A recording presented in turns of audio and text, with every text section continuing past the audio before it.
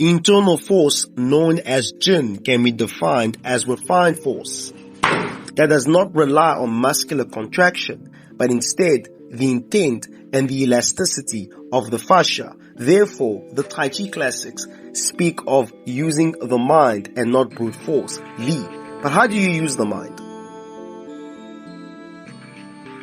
I've always wondered how Kung Fu masters did it. Was it real or was it fake? And training Tai Chi now for more than a decade under a very competent master, the so-called secrets began to reveal themselves to me. But I still have a lot to learn and practice. However, understanding the so-called secrets can be simplified regardless of style.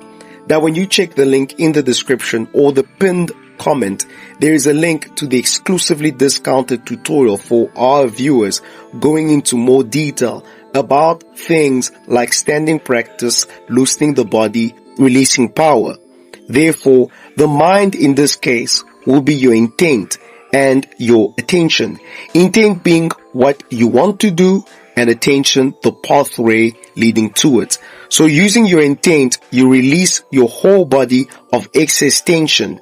But you do this by following the principles like sinking the chest and rounding and raising the upper back. And training methods like standing meditation cultivate your intent. So in the Tai Chi form, you begin to understand how to use your intent and therefore your mind.